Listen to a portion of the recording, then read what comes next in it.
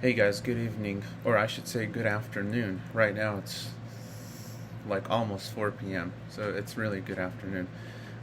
Anyways, I wanted to talk about this topic that seems to have a lot of prominence, especially among people who are more of the entrepreneurial bent.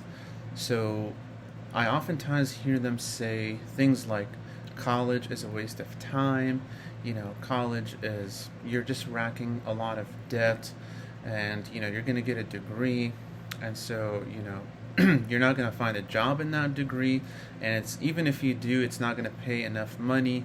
So why attend college? College is just a ripoff, right? It's like tying a ball chain, a chain with a ball at the end around your leg and dragging yourself through life.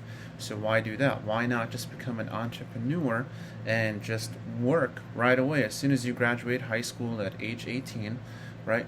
Work, make money, save. Yeah, you can educate yourself through the library, through reading articles on the internet, and so on and so forth. So why pursue the college route? What's the point of it?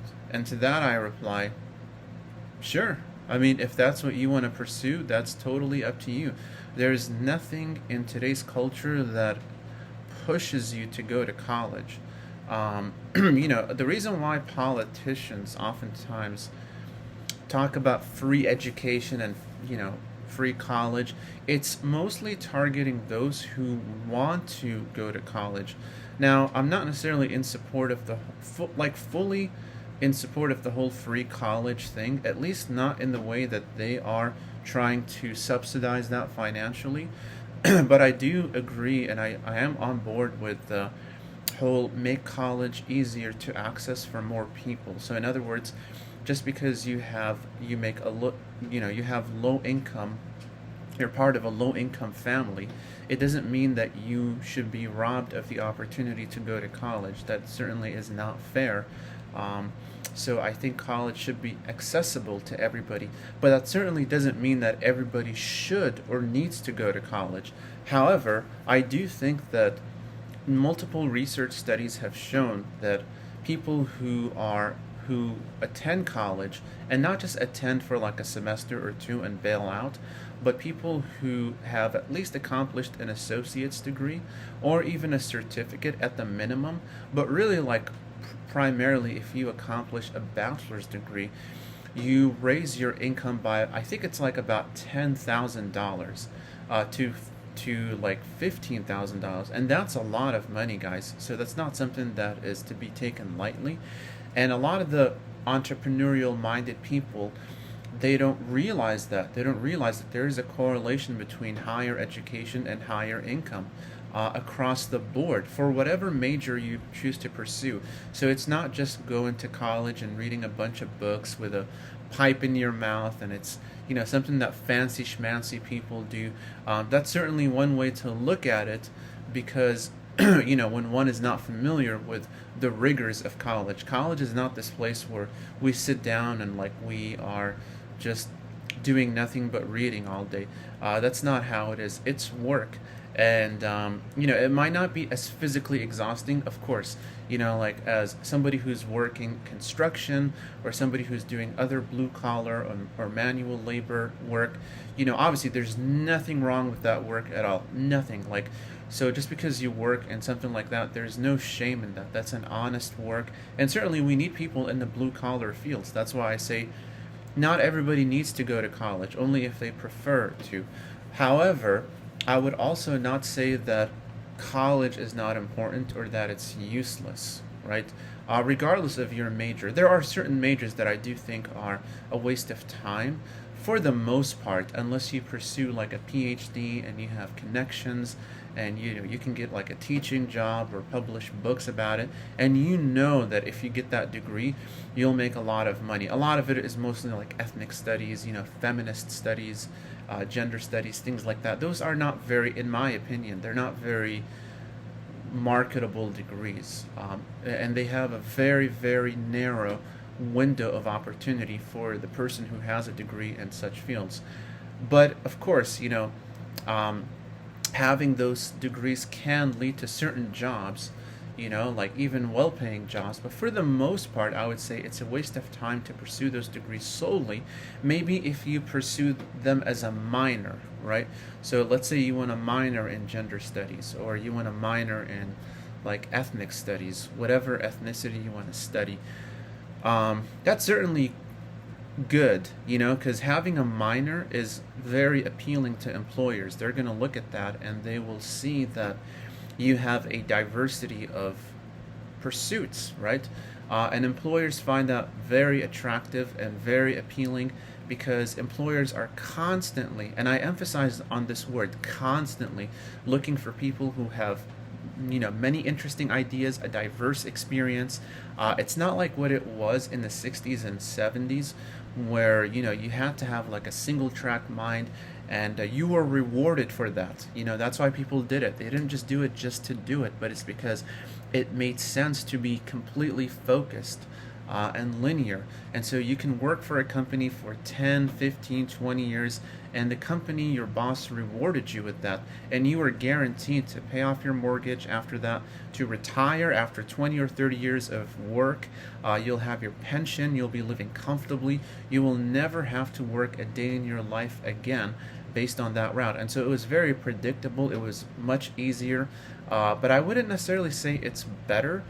Especially since today we have multiple opportunities. We don't have to limit ourselves to only one pursuit. We can pursue multiple things, whether it's intermittently or in, like in sequences, right? Or even in like as one of our pursuits. So in other words, you can have multiple pursuits at the same time. And so yeah, so if you're doubting yourself and if you're wondering like, is college worth it, I say go for it. Now the only contention, a lot of, again, the anti-college, I say that like lightly. I'm not saying that as in like they have a hostility against college or anything like that. Certainly everybody has their own opinion and they're entitled to it. But the biggest contention against going to college is the debt, right?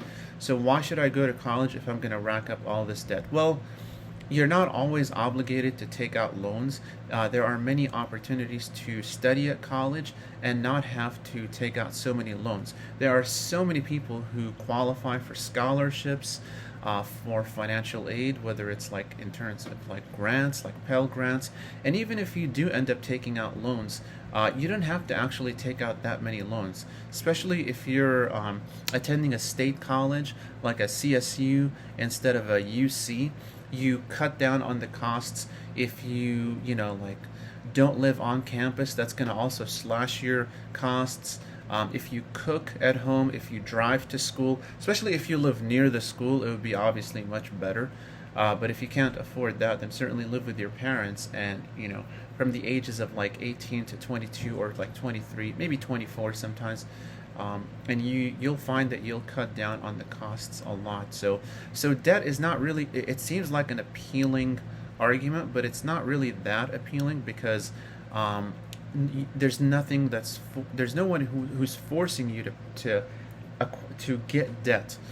And so some people might say, well, okay, what if I don't have all those qualifications? What if I don't qualify for scholarships? Or especially when you go to grad school, like you're not going to get Pell Grants, you have to take out loans. So what's the point of that? Well, here's the point of that.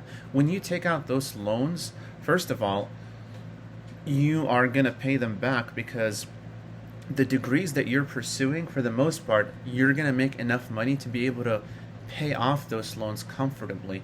And again, it affects your credit score positively when you are consistently paying off your debt. So that also has the opportunity of you building your score, your credit score.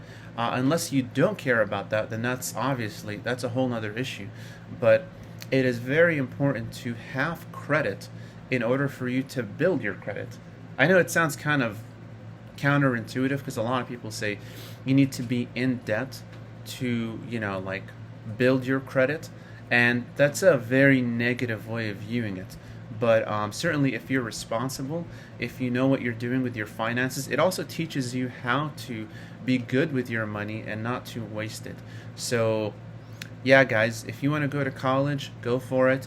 Make sure you pick a major that you know is going to get you paid, right? And it's not going to just make you, you're going to end up working at a Starbucks or something, and you're not going to be able to use it. You also have to be able to be broad-minded and not, excuse me, have like one single career that you want to pursue, but you're not open to the other careers where your degree would be useful.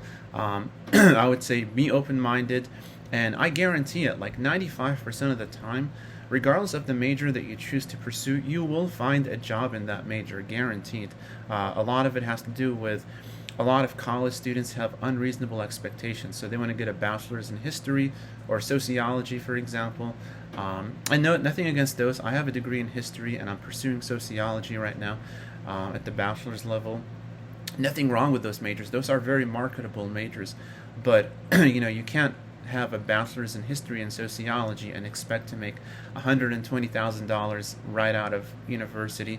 That's not going to happen. So you need to keep it reasonable. The average salary for those bachelor's degrees is around $35,000 to $40,000, which is not bad, right? Like that's a very livable wage. You can certainly increase it with more experience, with more education, your income. So just think smartly about that, guys. So anyways, to leave off on, one note is, should you go to college? Sure, if you want to. If you don't want to go to college, that's totally okay too. What's most important is you know what choice that you're making for yourself, and it's okay to give your perspective, obviously, but there's no need to be like a camp, like two camps where there's the pro-college and the anti-college. There's no need for such a camp. It's just you on your personal experience and what you think, because everybody's different. Everybody has different preferences, experiences, and so yeah, hope that helped, guys, and I will talk to you guys later. Take care.